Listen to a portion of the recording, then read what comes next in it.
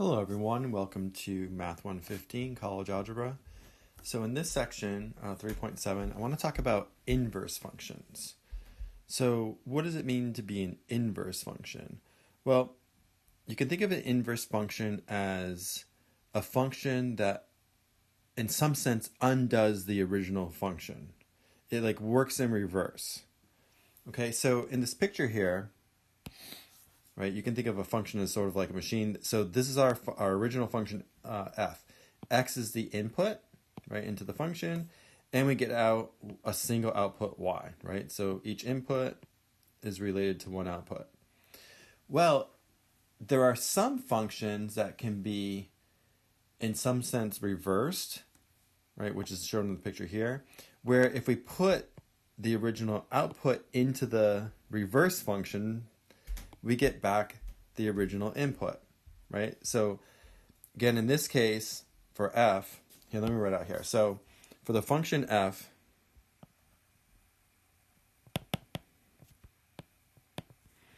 the input is the x. So the x is the input. And the output is the y, which is really equal to f of x, right? It's the function evaluated at x. Well, what an inverse function does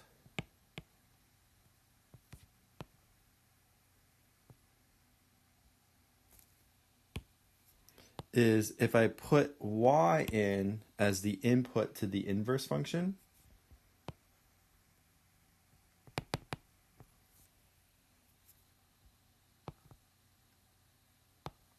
so now if I put the original y, right, which was the output to the original function, into the inverse function as my input, then I'm going to get back x as my output. Okay, and the way that we denote an inverse function is, instead of just using f, we say f to the -1. Okay, that denotes inverse. And by the way, it does not mean 1 over f. It's just a notation to represent the inverse function. So this x here is basically f inverse of the input was y, and that's what gave me the x, right, as my output. So basically, it just reverses inputs and outputs. That's the easiest way to think about it. Okay, so one practical example, let's say we have a function, one that you guys are familiar with, that converts temperatures from Celsius to Fahrenheit. It doesn't matter which one I consider the original function, which one I consider the inverse, but let's just start with the first function. I'll just call that my original function, where the Celsius temperature is my input, and the Fahrenheit temperature is my output.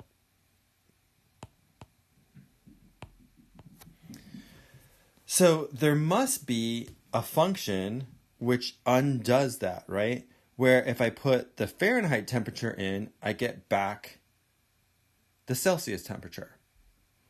And that is the inverse function. So in this case, this f here is like my previous output.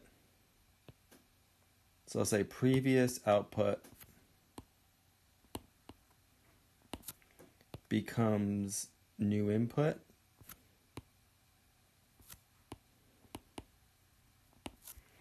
And then what I get out is the Celsius, which was my previous input. So this previous input becomes the new output.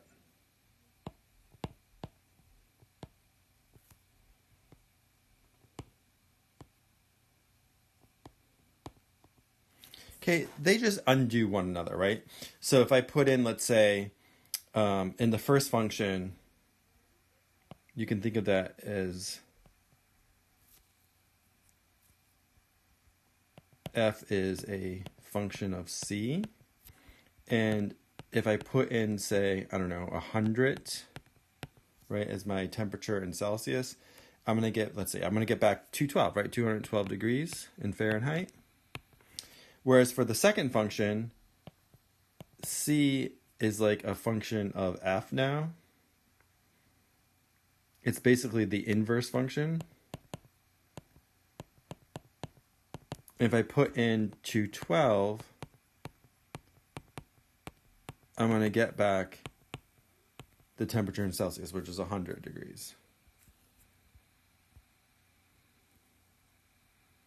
These are really degrees. Okay, so they just undo one another. All right, so how do we verify that two functions are inverse functions? Well, again, by definition,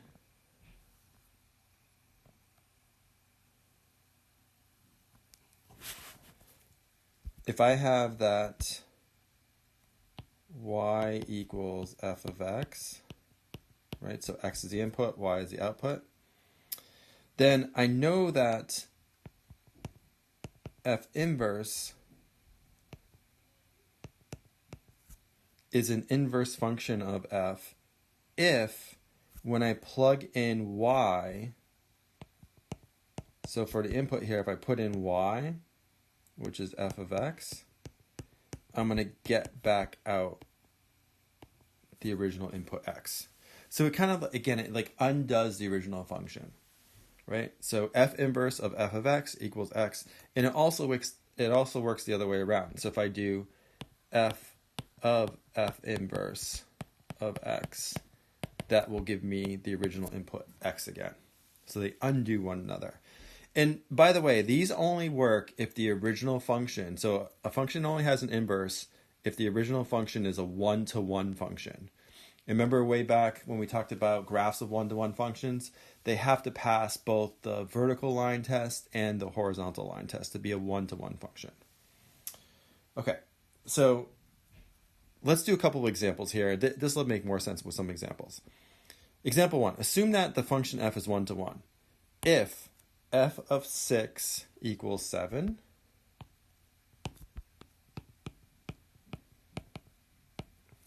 find f inverse of 7. Well, again, the way to think about this is if my input to the original function is a 6 and my output is a 7, then for the inverse function, if I put in the original output, right, so 7, I'm going to get back what? I'm going to get back the input, right? They just change. So one way of thinking about this is if I have, say, I'll call this like A and B. So A was the 6, that was the input, the output was the B, 7. Then for the inverse function, if I plug in B, I get back A. So I plugged in 7 and I got back 6. Okay, and then the second part of the example is the same, right? Except now they start with the inverse. So now they're saying if we know that f inverse of negative 6 is negative 4,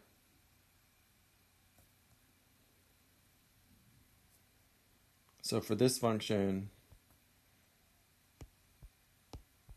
if I plug in negative 6 and the output is negative 4, then the original function, had I plugged in the negative 4, so now it switches, right? The B, if I plug in B as my input, then A is my output, I should get back negative 6.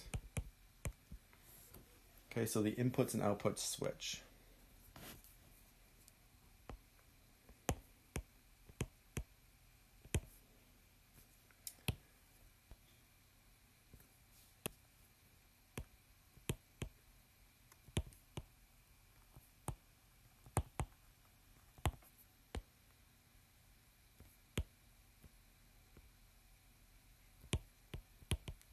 They switch.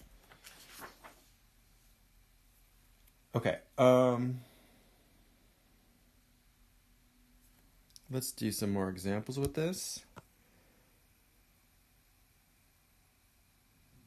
So example 2. State the corresponding input and output values for the inverse function of each.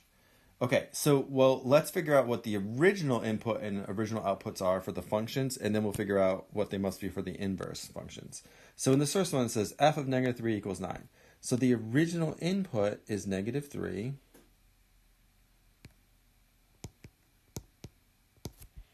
And the original output is 9.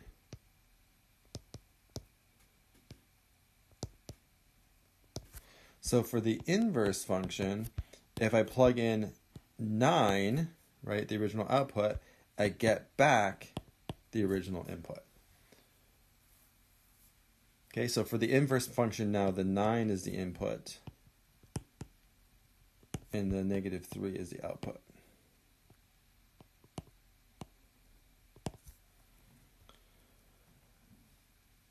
Okay, g of 8 equals 11. So again, the original input is the 8, the original output is the 11. So if I look at the inverse function, g inverse, if I plug in 11, I get back 8. And then if h inverse of 6 equals 2, then the original function h, right, which is the inverse of h inverse, so the original function is the inverse of the inverse. If I plug in 2, I'm going to get back 6.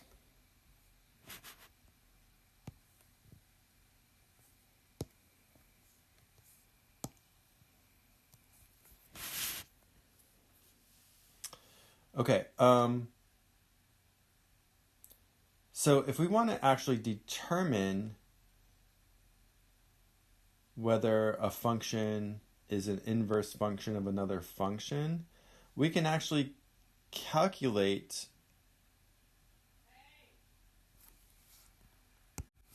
so in this first example 3 here, if I'm given f of x is 1 over x plus 2 and g of x is 1 over x minus 2, and I want to know whether g is the inverse of f, what I could do is I could find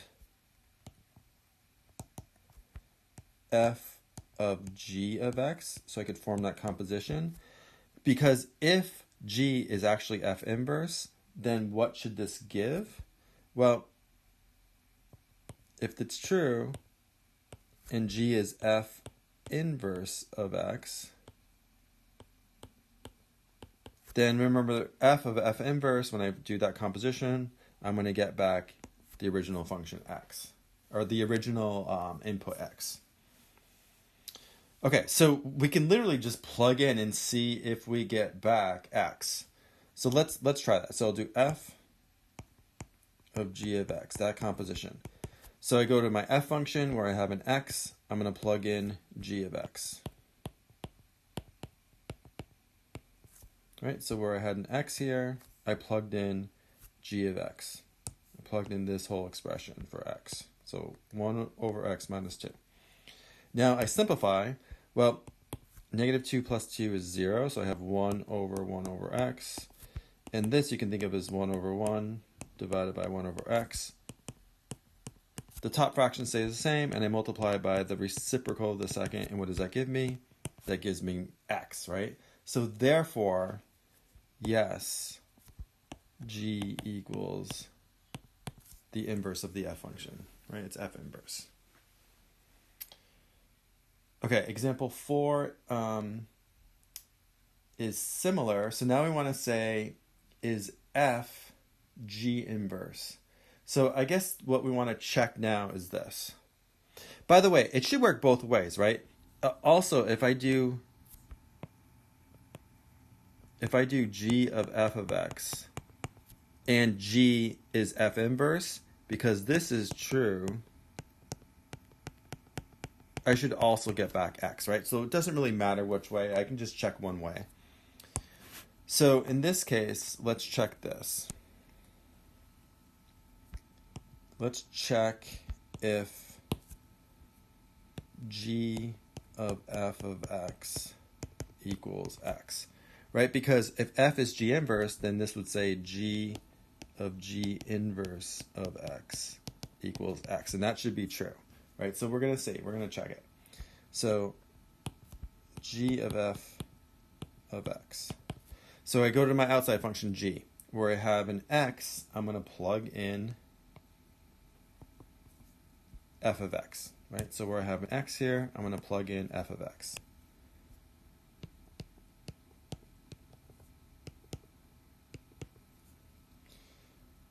Well, if you simplify this, right, negative 4 plus 4 is 0, so I just have the square root of x squared.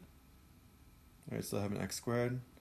And then, but what is the square root of x squared? It's equal to x, and we do have a restriction here, though. It's equal to x if x is greater than or equal to 0.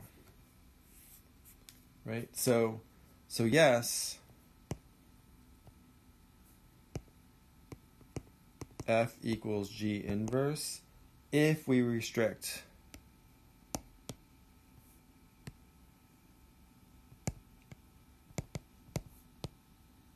our domain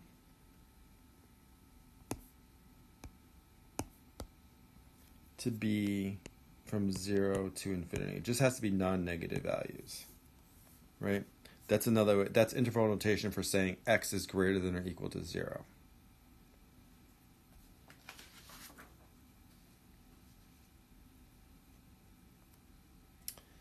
Okay, in general, because the functions are inverses of one another, what does that mean in terms of the domain and range?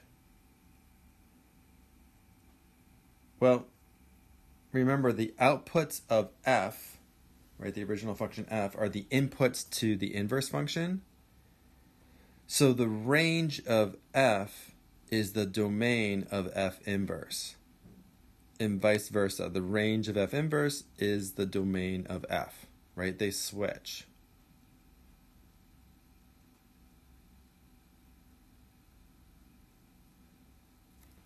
You can see that in this picture here, right? The domain of f. So if I plug in, let's say a is in the domain of f, right? And I take f of a, I get back the range of f, b. But then for the inverse function, if I plug in b, so b is like in my domain now of the inverse function, I get back a. Right? So another way of saying this is b equals f of a. Right? That would be like the point a, b. And then for the inverse function, if I plug in b, I get back a. Right? So the inputs and outputs just switch again. So that means the domains and ranges are going to switch. Okay. Let's do this example with a table here. So we have this function, right, given by the table. Actually, how do we know it's a function? Because the x's don't repeat, right? We go back to our basic, if the x's don't repeat, then it's going to be a function. In this case, we're assuming it's also an inverse function, right? Because I'm asking questions about the inverse. How do we know that this is the inverse function? Well, remember, an inverse function is 1-to-1. So that means the outputs also can't repeat, right? Remember, to be a 1-to-1 function? I'll write it here. So this function is 1-to-1. So it has an inverse. And again, how do we know that? Because the inputs don't repeat and the outputs don't repeat, right? So it's a 1-to-1 function, has an inverse. Okay. We were just assuming that when we were asking the questions, but it's a good idea to make sure that that's true. Okay, so let's see if we can answer these questions. How do I find f of 2? Well, that's saying the input to the original function is a 2. What's the output? The output is 7, right? So this is just equal to 7. What about f inverse of 2? So now the output becomes the input, right, to the inverse function. So now I want to look at the output here and see if I can find a 2. Yeah, I have a 2.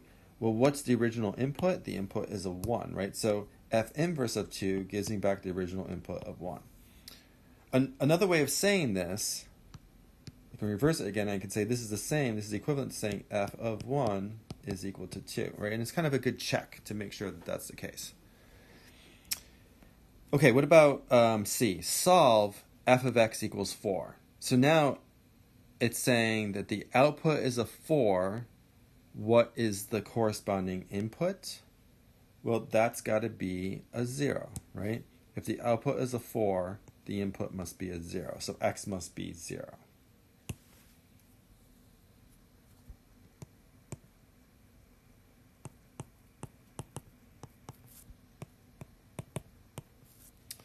Okay, and this last one says, okay, so if I want the inverse function of x equals 0, and remember, this is like the original output, gives me back an input. So really, when I'm looking for a 0 here, I'm looking at the inputs. What must have been the original output, such that when I took the inverse function of it, I get back the original input? Well, x must have been 4, right? So in this case, x is equal to 4, right? So we know f inverse of 4 is equal to 0. And again, a good way to check that is the original function of 0 must give me 4, right? The inputs and outputs change, and that's true, right? F of 0 gives me 4. So I always like check it to make sure that that's true. Okay, we can do the same thing with a graph.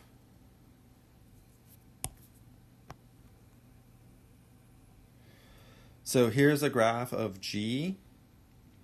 And in the first question here, I want to find G of 3.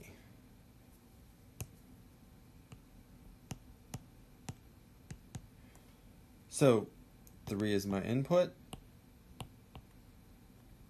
I go to my function, go to 3. What is the output? I go up to the function, read out the value. The output is a 1, right? So this is equal to 1, which is the output. All right, what about G inverse of 3?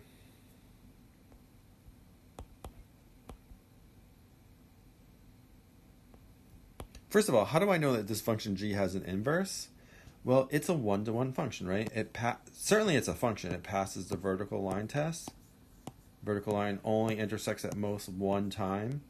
And it also passes the horizontal line test, right? A horizontal line intersects at most once, right? So it definitely has an inverse. So if I want G inverse of 3, the way to think about it is now my output is a 3, right? So the output is a 3 here. What was the original input? It was a 5. So this is equal to 5. And remember, this is equivalent to saying G, to check it, you could say G of 5 should give me 3. And it does, right? When the input is a 5, the output is a 3.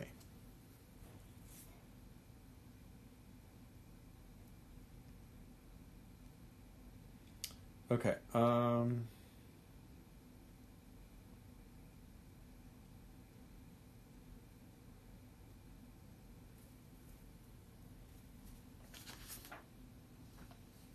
here's another one graphically you can look at.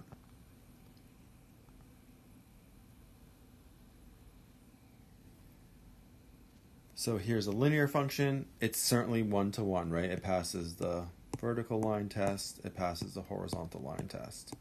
Let's see if we can answer these questions about it. So what is f of 0? Well, if the input is a 0, what's my output? It looks like the output is a 2. So f of 0 is equal to 2. Okay, solve f of x equals 0 for x. So now it's saying, what must the input x be such that the output is a 0? So if the output is a 0, right, a 0 on the y, the input must have been a 3, right? So this is equivalent to saying x is equal to 3, right? Because f of 3 gives me 0. This is a typo here. This should be f inverse of 0. So what's f inverse of 0? Well, now if the output is a 0, what's the input? It's a 3. It's kind of the same question we just answered, right? So f inverse of 0 gives me back since this 0 was like the original output, when I do f inverse of that original output, I should get back the original input, which is 3. And then the last one, I want to solve f inverse of x equals 0 for x. So now if my original...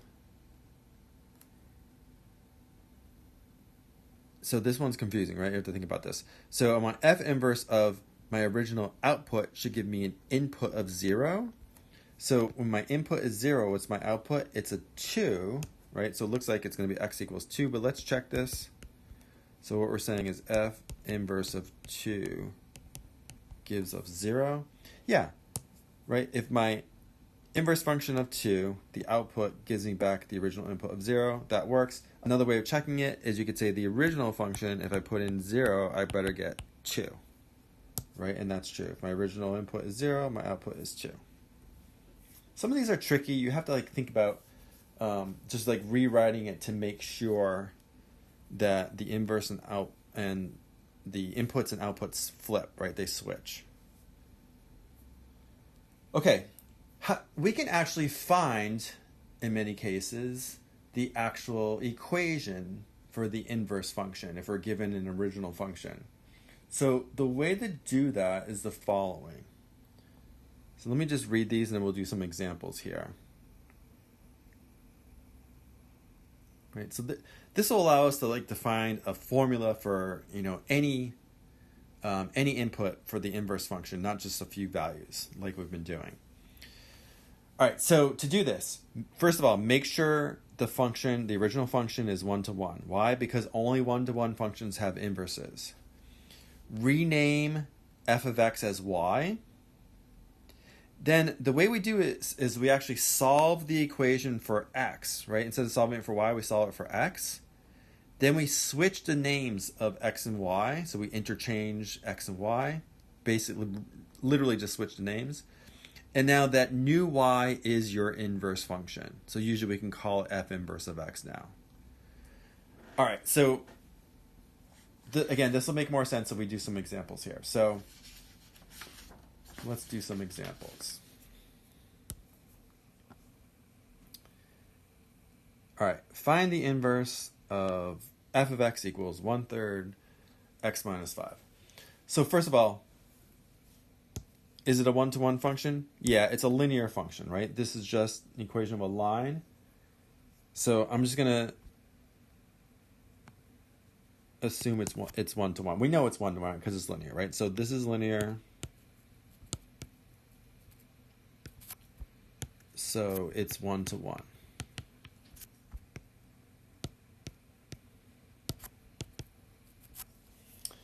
All right. Rename f of x as y. So I can write this as y is equal to 1/3 x minus 5. Solve the equation for x. Okay, so I think what I'm going to do first is clear out the fractions, right? So I'm going to multiply both sides by the lowest common denominator, which is 3.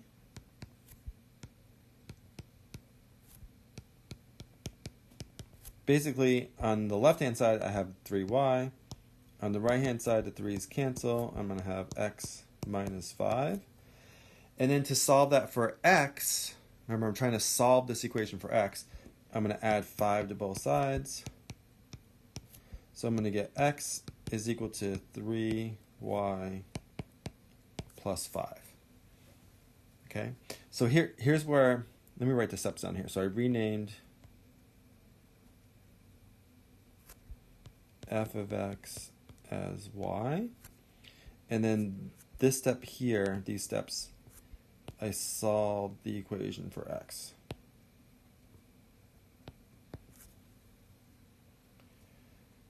Okay, interchange x and y. So where I have an x, I'll call it a y. Where I have a y, I'll call it the x.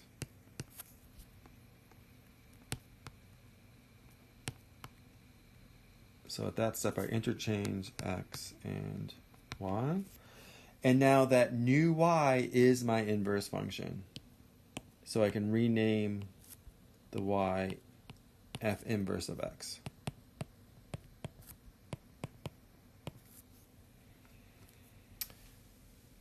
Okay.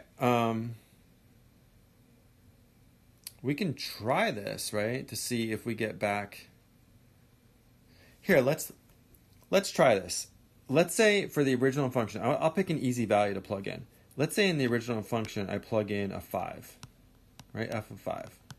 What do I get out? Well, I have 1/3 times 5 minus 5. So this is just 1/3 times 0, which is 0, right? So basically the point 5, 0 is on the original function. So for the inverse function, if I plug in 0, I better get back 5, right? Let's see if it works. So I'm going to have 3 times 0, yeah, plus 5. That gives me back 5. Right, so the inputs and outputs switch there. Okay, so it was a good check to make sure that I got back what I started with, right? The inputs and outputs switch. Okay, another example.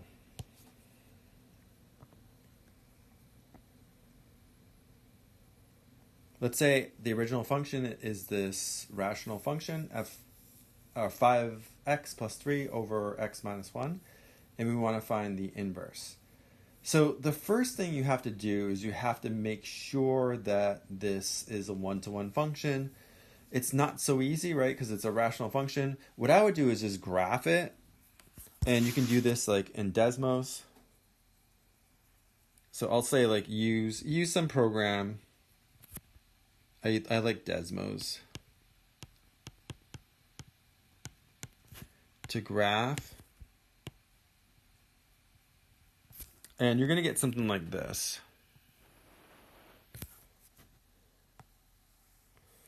It's going to have a vertical asymptote at 1.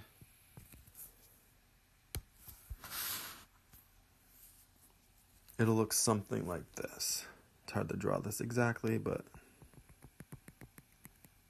And it goes on forever, right? Like that, and then... Oh, actually, no, I think... Let's see. I don't think it goes down to 0. Let me think about this for a second. Okay, so it looks like... Yeah, there's definitely a vertical asymptote at 1. And I guess if we think about this, right, as x goes to infinity, this is going to go to 5, right? So it's going to be something like this.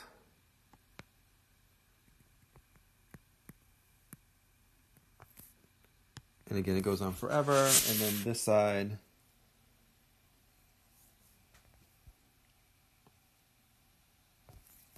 we'll go something like this. Okay, but the key thing here is it's definitely going to pass it's a function for sure, right? So it passes the vertical line test, and it also passes the horizontal line test. So it's a one-to-one function. So it definitely has an inverse. Okay, so how do we find the inverse? Well, first we set f of x equal to y. So I'll do that first.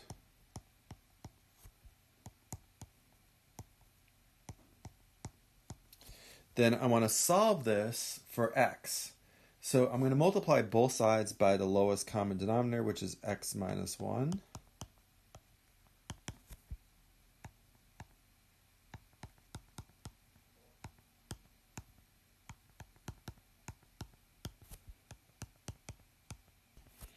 So on the right-hand side, these cancel. On the left-hand side, I can distribute in that y. Remember, I'm solving for x. So I have x, y minus y equals 5x plus 3. Now, I want to get the x's together, right, because I want to solve for x. So I'm going to subtract. Let me bring the 5x to the left. So I'll subtract 5x. And I'll bring the y to the right. I'll add y. So I'm going to get x, y minus 5x is equal to y plus 3. I can now factor out the x. I'm left with y minus 5 is equal to y plus 3. And then finally, I can divide both sides by y minus 5. So I have x is equal to y plus 3 over y minus 5. Now we switch variables, right? So the x becomes a y and the y's become x's. And this new y is our inverse. So that should be f inverse of x. So it's going to be x plus 3 over x minus 5. All right, so that is the answer in our case.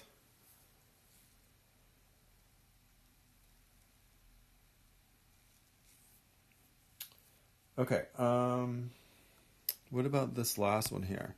Write the inverse of f of x equals 2 minus the square root of x. All right, so first of all, is this one-to-one? Well, again, if you go to Desmos and plot this,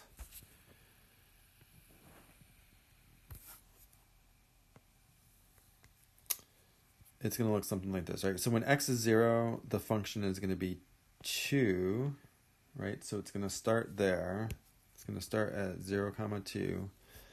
And then I think at 4, it'll be 0, right? It's going to look like a square root function, but it's negative, so it's flipped. So something like this. So it'll look something like that. And that is actually one-to-one, right? It's certainly a function, and then it also passes a horizontal line test. So it's a one-to-one function. Okay, so it definitely has an inverse. All right, so again, we start by renaming f of x, y.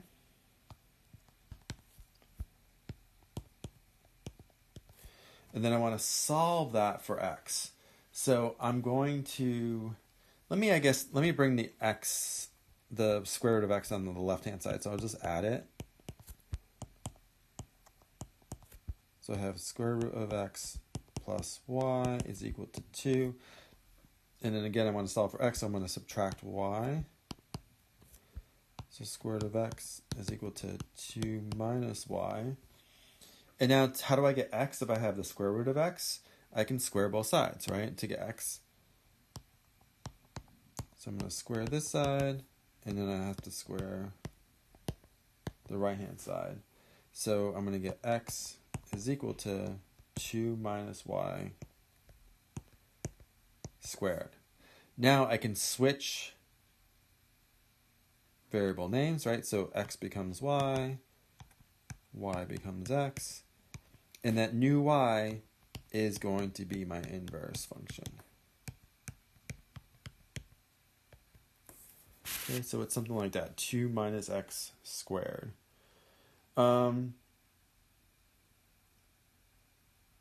There are restrictions here, though.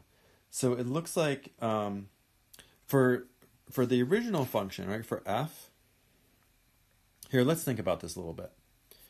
For the original function,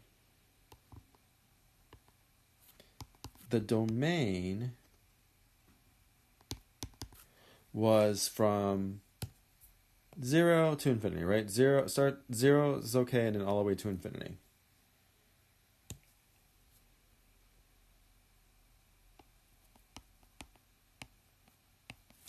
And then the range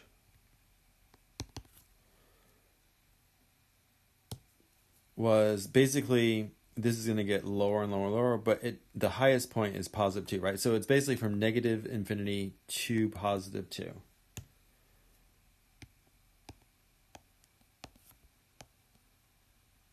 Including 2.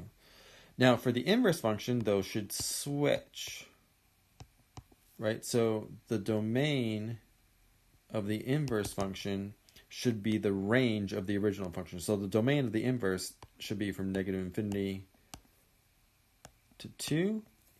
And then the range is going to be the original domain. So it should be 0 to infinity. Okay, and so it turns out actually that if you graph the inverse function, so this right now, this is the original function f, right? The inverse function is going to look something like this.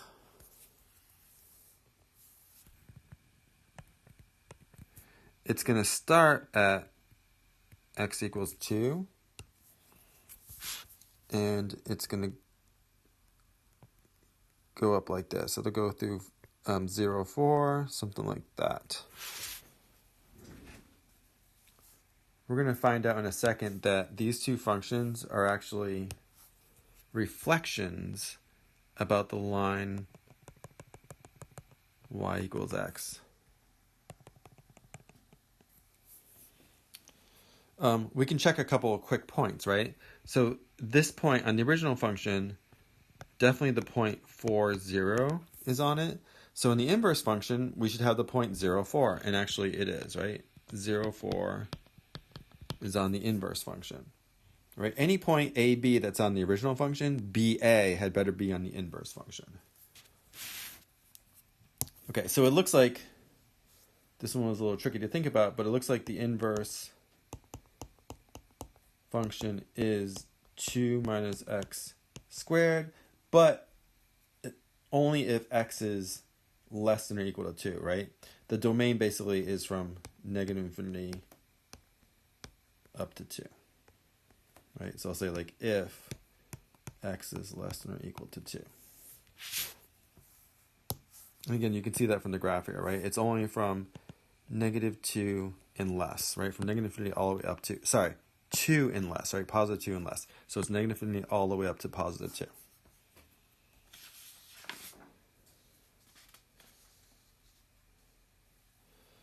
Okay, let me try to explain this a little more carefully in the next picture here.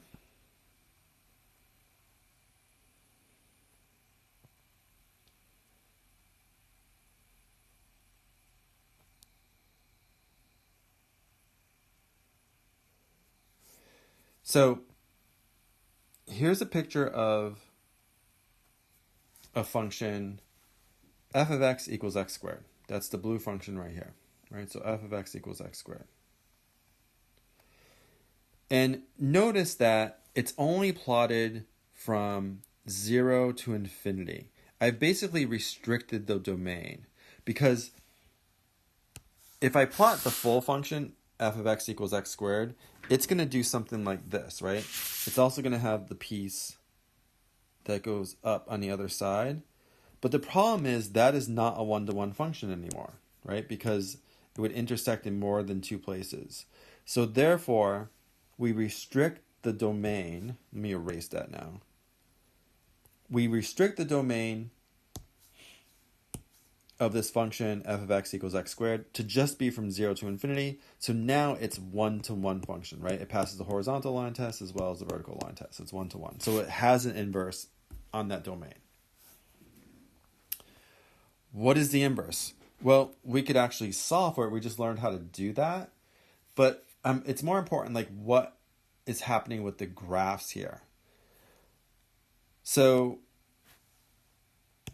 actually, since we know how to solve it, let's actually solve it, and then I'll go back to the graph. So if I know that y is equal to x squared, right? I rename f of x y.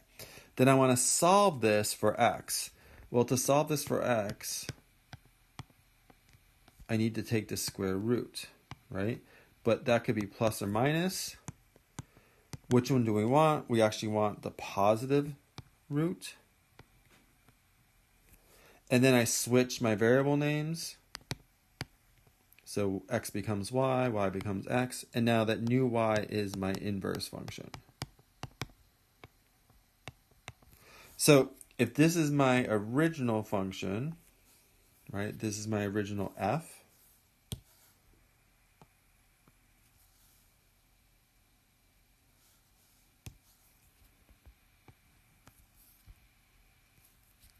so that was our original f of x. Then my inverse function, it looks like it's going to be a square root function. Okay, and that's actually plotted in red here. So f inverse is the square root function.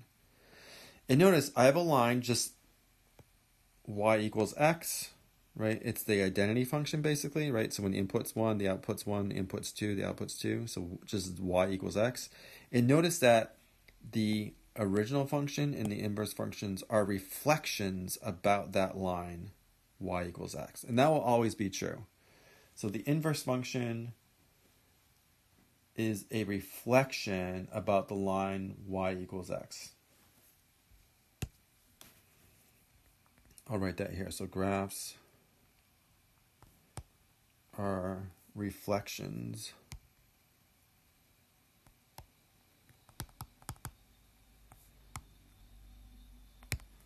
about the line y equals x. Okay, so one quick way of checking is, let me pick a point on the original function, right? Let's pick this point. It's clear right here. So what are the coordinates? The input is 2, the output is 4. So on the inverse function, if this is truly the inverse function, if the input is a 4, I better get back a 2, right? And that is true. It's this point right here, right? If the input is a 4, the output is a 2. If this is BA, the 2 is A and the B is 4, then if I plug in B here, I'm going to get back A, right? The A's and B's switch, the coordinates switch. The inputs becomes outputs, the outputs becomes inputs. And you can kind of see why, like symmetrically, if you think about this, this is why this is like a reflection about, because either is like the same distance away from the y equals x line here, the identity line. So that's kind of why it represents reflections about that line. The other thing we can think about too is in terms of domains and ranges. So if I look at the domain of f, let me start with f. It is from 0 to infinity.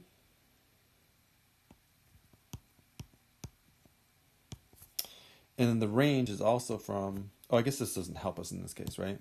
So the range is also from 0 to infinity. My wrist just hit this.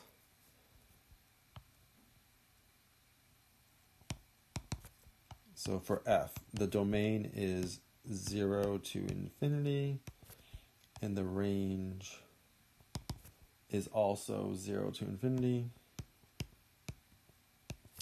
So that means for f prime, they should switch, right?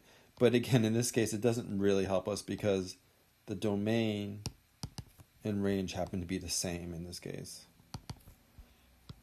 But we can see from the graph that this is definitely true. Right, so for the original function, right, the domain, the inputs are from 0 to infinity, right, for the blue, and the outputs are also 0 to infinity. For the square root function, the inputs are 0 to infinity, and the outputs are also 0 to infinity. Okay, so remember, in general, the domain of f is equal to the range of f inverse, and the range of f is equal to the domain of f inverse.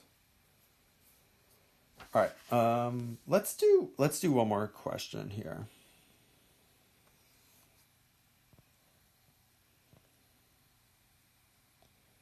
So what if f isn't one-to-one? Can we restrict the domain to make it one-to-one? Yeah, we kind of just did that in this example here, right? Because the original function f of x equals x squared was not one-to-one. But if we restrict it to be on the domain just from 0 to infinity, it is one-to-one. So sometimes we can do that for more general functions. In this case, right, we have the function x minus 5 squared.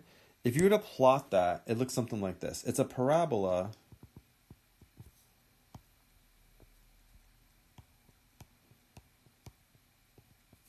where the vertex, right, the lowest point, is going to be at x equals 5. So it'll look something like this. Okay, so can I restrict this to be one-to-one? Yeah, I could either restrict it from 5 to infinity, right? And just take this piece, which is 1 to 1. Or I guess I could go the other way, right? I could do restricted domain to be anything less than or equal to 5, and that would be this piece. So either restricted domain, so x is greater than or equal to 5, or less than or equal to 5. In both cases, I'll get a 1-to-1 function. Usually, though, I'll just do the positive case, right? So I'm going to restrict x to be greater than or equal to 5. So then it'll look something like this, right? It'll just be the positive piece. And that is a 1-to-1 function. Okay? So restrict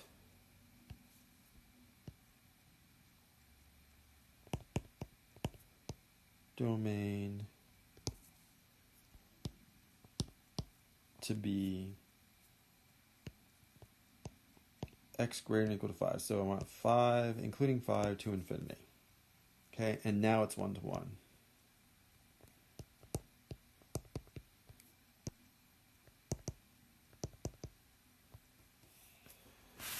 Okay, so it should have an inverse on that restricted domain, right? So let's find it. So we'll go back, we'll do our usual. I'll first rename f of x, y.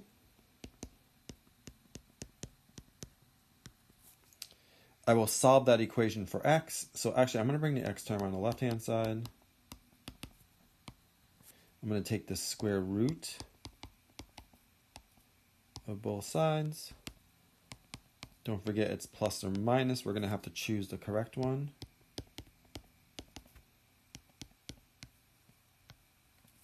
It turns out it's going to be the positive root.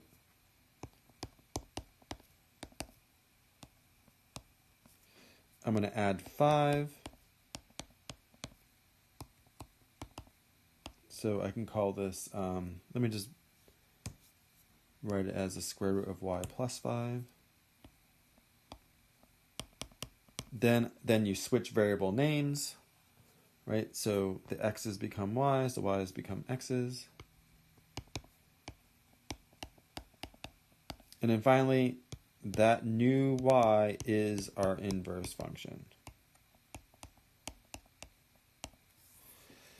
Now, what does this look like graphically? Well, if we were to graph this, it'll look something like this.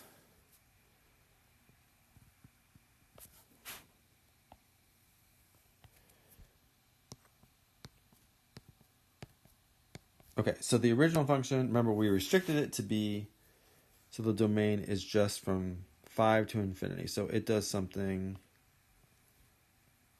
like this, right? It's a parabola that goes up like that. This new function, the inverse,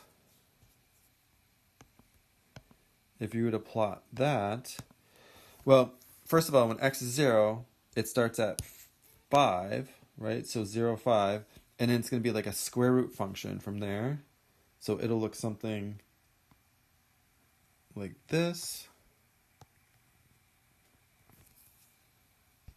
This blue goes on forever.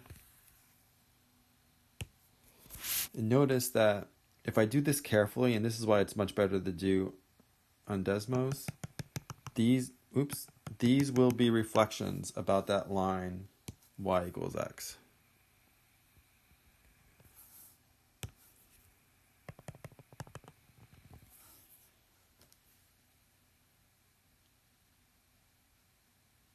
Okay, so those will actually be reflections. And the domains and ranges will flip, right? So if I look at the original function f, which is the blue, right? The domain, remember we restricted it to be from 5 to infinity. And the range, well, what are the outputs? It looks like it's going from 0 to infinity, right? So this will be 0 to infinity. Remember the f was the blue function. Now the inverse, which is the red, the domain and ranges should switch, right? So the domain of the inverse should be the range of the original function. And it is, right? In this case, so if they switch, then we're saying the domain of f inverse should be the range of the original function. So the domain of the inverse should be 0 to infinity. And it is, looking at that graph. And then the range of the inverse should be the domain of the original function. So it should be 5 to infinity. Yeah, and it is, right? So the inputs for the red function are 0 all the way to infinity, and the output, it starts at 5 and goes to infinity. Yep, so that makes sense. So they switch. So everything fits together, right? The domains and ranges should switch. The graphs, when you plot them, will be reflections of one another about the line y equals x. Remember, this line is just the identity, right? Y equals x.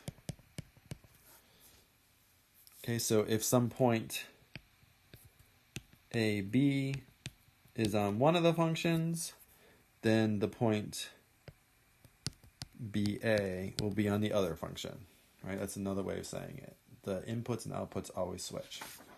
Okay, that was there's a lot to think about there for inverse functions. It can be tricky at times. All right, next we're going to jump into chapter 4.